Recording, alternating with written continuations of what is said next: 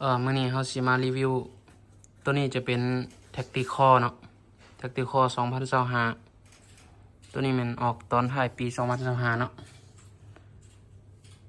ตัวนี้ลูกค้าจัดแหลกเซา16แหวนเนาะตัวนี้จะเป็นแหลก16แหวนเราจะเป็นเราโพลีกอนเนาะทั้งจะเป็นทั้งคาร์บอนเก็บเสียงจะเป็นยี่ห้อของเกมเต็กเนาะเก็บเสียงเกมเต็ก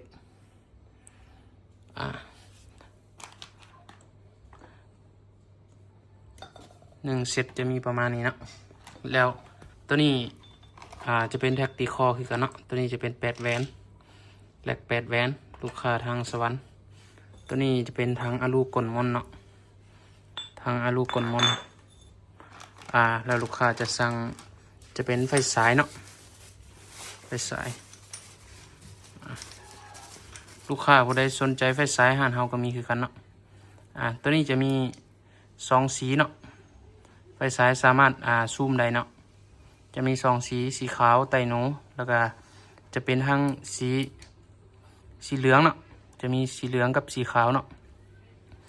สำหรับลูกค้าผู้ใดสนใจไฟสายหานเฮาก็มีคือกันเนาะสามารถทักได้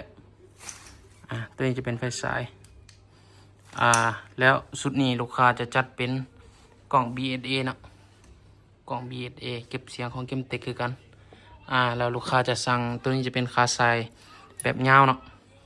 คาไซแบบยาวเพิ่มผู้ใดสนใจเขาก็มีคือกันเนาะตัวนี้คาไซ1 เซตเนาะตัวนี้ฝากไปสวรรค์เขตตัวนี้ลูกค้าทางเชียงขวางเนาะเพิ่นจองไว้รับประกันกลุ่มรับประกันเครื่องเนาะเราเขาก็รับประกันกลุ่มคือกันเนาะ6 เดือนเนาะซื้อไปยิงบ่ถึกเอามาเปลี่ยนได้เลยสำหรับลูกค้าผู้ใดสนใจเครื่องสามารถทักเบอร์หน้าโปรไฟล์ได้เด้อ98464155เนาะมีบริการเก็บปลายทางคือกัน